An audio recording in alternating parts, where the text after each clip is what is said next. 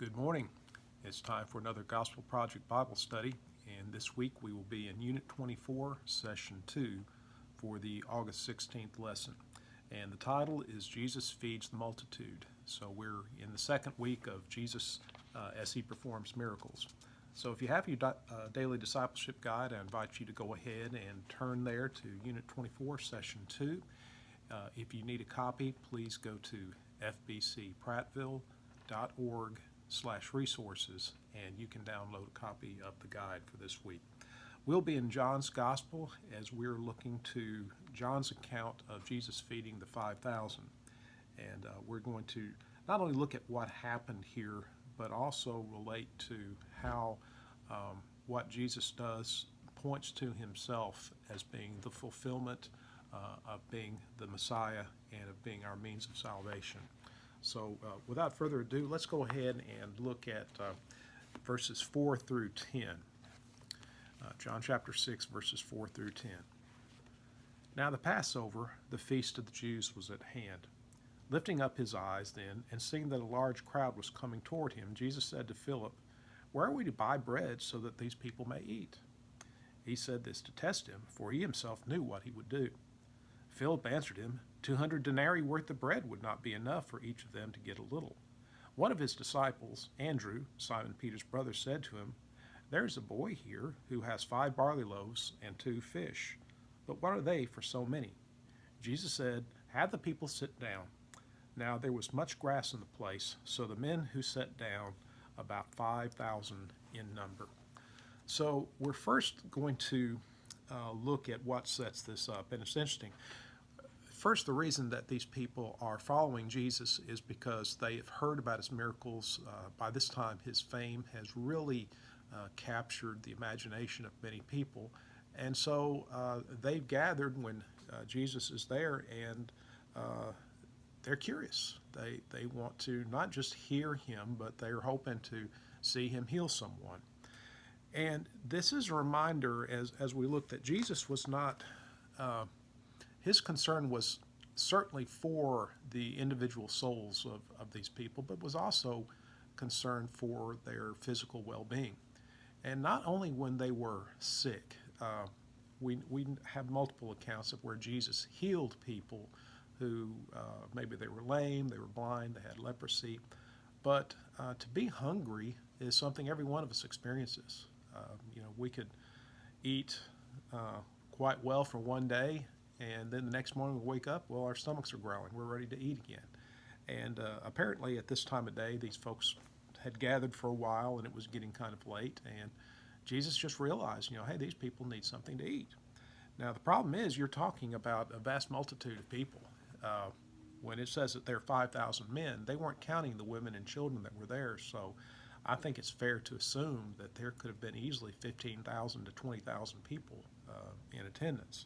That's a lot of people, especially when Jesus turns to his disciples and in effect, says, ask this question, well, where would he buy bread so these people may eat? Well, Jesus knew there wasn't a place nearby where they could get enough, and they didn't have enough money to do it anyway. And so Philip, his response is that it would take 200 denarii. Well, that's 200 days' wages. That's a lot of money, and they didn't have that kind of money. And even though they were near the town of Tiberias, and perhaps that amount of bread was available, who was going to pay for it? And it's interesting that Andrew, one of the early disciples, Simon Peter's brother, brought a little boy to him. Now, it's kind of almost a funny situation. You've got, say, 15 to 20,000 people sitting out there, and Andrew comes up with a little boy in his Happy Meal. The meal that this boy had, the 5 barley loaves, don't think of them as being like a nice loaf that you'd get at a steakhouse or a loaf of bread. Barley loaves were what the very poor ate. And so you're talking about maybe 5 small biscuits. And even the 2 fish were really not, don't even think of a whole fish.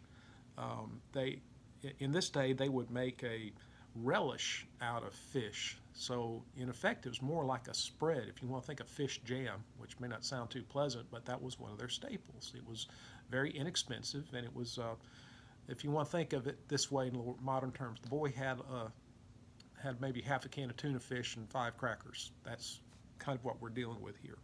Obviously, maybe fine for a little boy, probably not very filling for a grown man, and certainly not enough to feed 5,000 men plus their wives and children that were with them. So, right off the hand, now let's think about this for a second. Now, we know Jesus could have supernaturally fed these people. Why do we know that? We know that because he's the Son of God. And we can go back to what Jesus did. Well, I should say what God did, but of course, meaning Jesus too. Back in the Old Testament, go back to the book of Exodus, where the children of Israel were complaining about being hungry out in the wilderness. God provided every morning, miraculously, manna would show up. And so the people were fed. And one of the temptations that Jesus faced in the wilderness when he was out there for 40 days, when Satan came to him, Satan challenged him, saying, hey, you can turn these stones into bread. The reason it was a temptation is it was true. He could have shown his miraculous power, but he knew the time was not right, and so he rejected that line of reasoning. But all that to say is Jesus could have easily, miraculously created enough food just by turning stones into bread, by creating manna. In other words, he did not have to involve others, but he chose to. So in this inviting of them to figure out a way to feed these people, Andrew shows, I would say he shows a level of faith that perhaps the other disciples don't have. Now, he's not all there yet, because he immediately says, but as he brings the little boy up there, he says, but what are they for so many? And that's a reasonable observation. He's looking at this little boy's lunch that he happened to have, but at least he made the effort. He was moving in obedience with the Lord, not understanding it, not seeing how this would happen. And that's a reminder that as we are called to join Jesus in ministry, as we are to be a part of his kingdom building in this world, we may look at ourselves and go, well, I don't have what it takes. I don't have the resources. I don't have the know-how. I'm not sure how this is going to happen. But when God invites us to be a part of what he's doing, he makes a way, and we get to see the blessing of that. And so we will move on here to the next verses, beginning in verse 11. Jesus then took the loaves, and when he had given thanks, he distributed them to those who were seated. So also the fish, as much as they wanted. And when they had eaten their fill, he told his disciples, gather up the leftover fragments, that nothing may be lost. So they gathered them up and filled 12 baskets with fragments from the 5 barley loaves left by those who had eaten. When the people saw the sign that had been done, they said, this is indeed the prophet who has come into the world. So now we see what happens when Jesus sees a need, and he has a heart of compassion. The need is not life-threatening. Let's face it, if any one of us missed a meal, our stomachs would rumble a little bit, but we'd be okay. You might look at me and say, well, John, it might not hurt you to miss a meal. And I would say, thanks for that. But the reality is, this was not an urgent thing in the sense of, well, here's an opportunity to heal someone who has a serious illness. He sees something that we require food. And Jesus is as interested in our daily requirements as he is for the crises that come in our life. And sometimes we forget that. We may just kind of go along and not think about how ultimately everything that we have comes from God. Everything that we enjoy, the air that we breathe, the food that we eat, ultimately it is based on God's common grace that he provides for all mankind. And so Jesus takes this little bit here that's offered up by the efforts of the disciples. And it may be that this was all that was there, or this is all that they came up with, but at least they made an effort. They did try to obey the best they knew how. And you may say, well, sure, that's kind of a poor return for their effort. But then we see what happens here is that Jesus takes this and he superabundantly provides for their needs. And I don't want to miss that part. Because it's not just that they were fed, is that they were filled. These people went away. You ever done that? Maybe like a Thanksgiving dinner, and you left and you were about to have a turkey coma, and you just go, I could not possibly eat another bite. We sometimes overindulge. Well, this is what was going on here. It wasn't just that, well, supernaturally he provided enough where they weren't hungry anymore. He provided more than they needed, to where they went ahead, they were able to go away and say, oh, I couldn't eat another bite, I'm so full. And even with that, there were 12 baskets left over. So they started with not enough for even one grown man, just enough, mainly just a smack, really kind of a snack for a young boy. And yet they came away with 12 baskets of leftovers. And don't miss that, because how many disciples were there? There were 12. Was that a coincidence? I don't think so. I think that this was something that Jesus did intentionally, just to point out to the disciples that he could provide more than they could ever hope for. He could provide beyond their means, and that's what he did. Now, how did the people respond? They said, well, this is indeed the prophet who has come into the world. And they're right in a sense. Jesus is the greater prophet. He is the greater Moses that was promised way back in the Old Testament. There's also a parallel here that we'll talk about in a minute, in that this miracle that Jesus performed harkens back to the Lord providing food in the wilderness. The people got that mixed up, and we'll look at that again in a minute, but they tended to attribute the miracles to Moses, and Moses did not perform a miracle. He was the conduit, if you will, much as these disciples were through their obedience. But the miracle was God's. Every miracle comes from God. We do not perform miracles. Even as we see accounts where Jesus would send out the disciples 2 by 2, maybe to heal or to cast out demons, the power was not innate. The power came because God was working through them. But here we see on a small scale where Jesus is not only, his primary purpose here is to meet the physical needs of these people. Why? Because he loves them, out of compassion, but also to teach. And the teaching here is that God can do things far beyond what we can imagine, but that he also invites us to be a part of that. And so that's an important point here. Let's look at one of the essential doctrines. We're talking about miracles. So first of all, here, if you want to fill in the blanks in your daily discipleship guide, just follow along here. Because we believe God to be all-powerful and personally involved in this world, we believe he can and does perform miracles. So what is a miracle? Well, a miracle is an event in which God makes an exception to the natural order of things, or supersedes natural laws for the purpose of demonstrating his glory and or validating his message.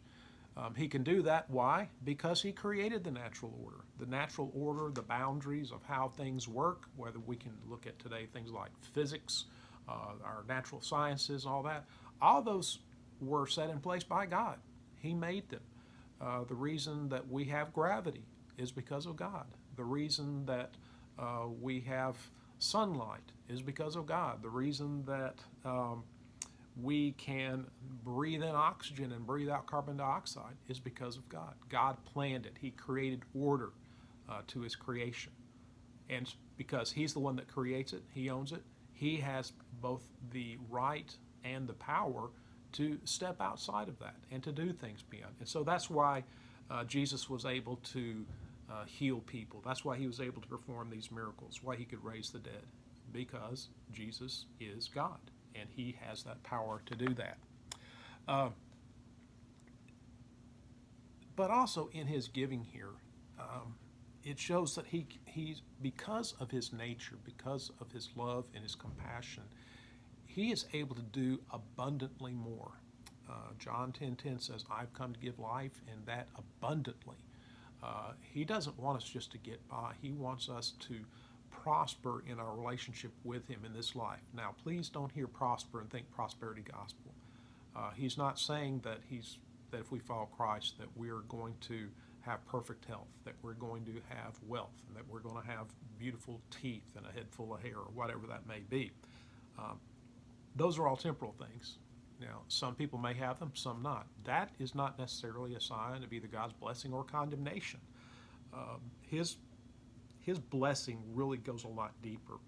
And unfortunately, that's where the people kind of missed out here, because in verse 15, which is actually not part of our lesson here, but I do want to go there, where the people said, here's the prophet who's come into the world. Perceiving that they were about to come and take him by force to make him king, Jesus withdrew again to the mountains by himself.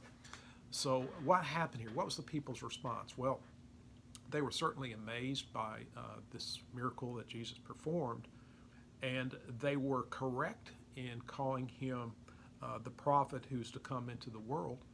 They just didn't understand the role of the prophet. The prophet was not coming to be another physical king. The prophet had not come to overthrow the Romans. The Messiah was come to bring in a new kingdom, a kingdom of heaven. And Jesus knew, first of all, their understanding of him was flawed.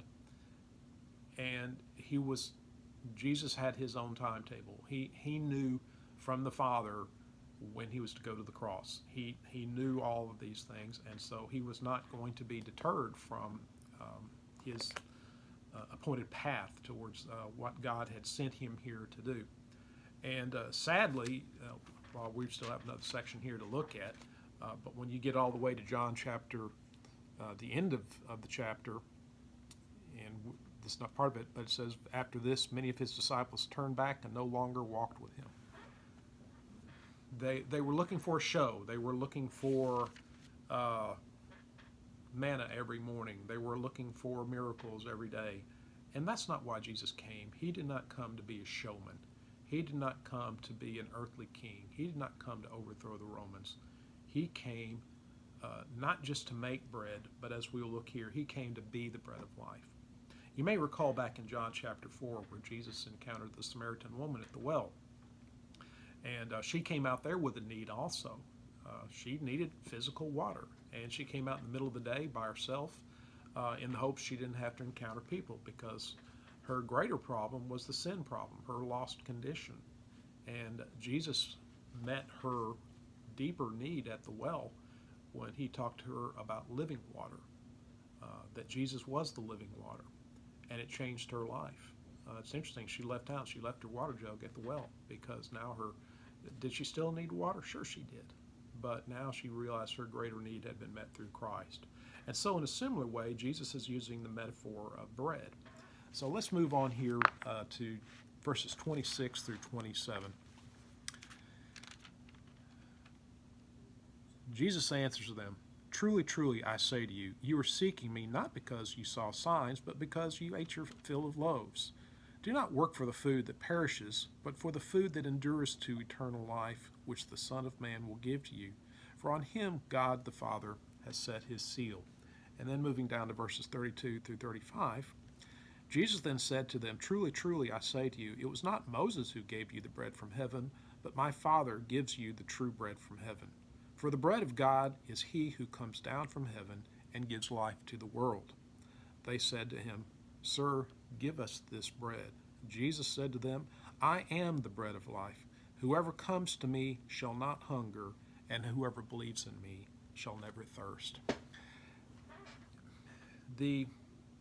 I think the point that Jesus, through not only this passage but many others, is that Jesus is not a means to an end. And unfortunately, that's how they saw Jesus, as being a deliverer from the Romans. They saw Jesus as being a provider of food. They saw Jesus as being one who was a giver of great sermons. He was a healer of the sick. And while he did these things, those were merely to point to the greater truth, that Jesus was not the means to the end. Jesus is the goal. To have Jesus is what we should be seeking, not just what he does, but who he is. We are seeking Christ.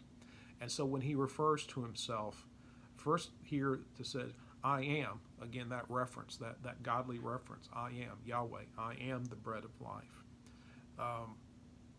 So there, but unfortunately, the people weren't getting it. The disciples were slowly getting there, and he's offering himself as that which satisfies our greatest need, and that goes back again to the idea of manna. Um, you probably recall that in Exodus, when God provided the manna, that He had a stipulation. Now, only gather enough for today. Don't go out. Don't hoard it. Don't try to save up for the next day. Why did He do that? Well, He wanted them dependent on Him, not just dependent on what they could gather. And so when the people did not pay attention and they gathered extra manna and stored it in their tent, well, it soured. It got wormy. It was not meant for that. God was trying to teach them to trust in Him for provision, not only in their own cleverness. But even there, this went on for 40 years, and even there, with God's continual provision, they complained. They were not so much interested in God; they were just interested in the food. They weren't interested in the source, and so Jesus didn't come primarily to give bread. Jesus came to be bread. And when we think of bread and water, we're thinking of sustenance. Now, in that day, those were staples of life. And today, you have to have water to drink. You can't go more than 3 days without water, or you'll perish. You can go about 30 days without food. That's our human makeup. But in a spiritual sense, we need more than just physical bread and water. That provides for a physical need. Jesus came in the same way to be the sustainer of us spiritually. But as He talks about living water, and He talks about being the bread of life, He's talking about that which will never fade. If we drink of the living water of Christ, we'll never thirst again. If we partake of the bread of Christ, we will never hunger again in a spiritual sense. We will have all and more than we need. In Ecclesiastes 3:11 talks about that. It says, God has placed eternity in our hearts. And maybe you've heard this little saying, but it kind of relates to this, that there is a void in our heart that only God can fill. And that's true, that we can try to fill it with a lot of other things. We can chase after power, we can chase after prestige, pleasures, money, all those type of things. They will always fall short. And so but unfortunately, we tend to chase after those things that give temporary pleasure, and ultimately they are going to let us down. So how do we apply this to us? It's truth. It happened. So what does that mean for us today, 2,000 years later? Well, just asking a hard question, and I ask this of myself: Do we go to Jesus only when we need something? Do we approach Him when there's a crisis, or there's an illness, or maybe there's a job interview, or there's a new baby, or a major decision? Do we only go to Him when crisis hits? In other words, are we only coming to Him like when we're hungry for something? We have a need. Now, that's not to say we shouldn't do that. Those are appropriate reasons to go before Him. But it's like, do we only, if we were to only eat physical food just on rare occasions, we would die. We would dry up and blow away. Or if we only drank water just on rare occasions, we could not survive. Well, spiritually, to thrive, we need to be consistent in coming for Him, to have that intake. But we have to come to Him in faith. Now, what does it really mean to have faith in Christ? From previous lessons, we already know that the demons believed in God. They believed Jesus to the point to where they called Him by name. But as it says in the Bible, that the devils also believe and tremble. So it's not just head knowledge. You can believe the facts about God and not have a relationship with Him. You can think of any famous person, whether it's the president or a senator or a sports figure. You may know a lot of information about him, but you may not know him. In other words, if you know about the president, but if you were to show up at the White House and say, hey, I'd like to see the president, they're going to ask, well, who are you and why are you here? He doesn't know you. So there has to be relationship. And the good news is Jesus is the one who initiates the relationship. He knows us, and he desires to enter into that intimate relationship with us on a spiritual level. And often it's us that either we push it away, we reject it, we put it off, or so even if we have the head belief, and you have to have at least that to be able to enter that relationship. But ultimately, to believe, to truly believe, is we're internalizing these truths about Jesus. And we're putting all of our hope on him. It's that Jesus plus nothing is what provides us our salvation. God sent Jesus into this world to reconcile us to him, to reconcile sinners to himself. We can't save ourselves.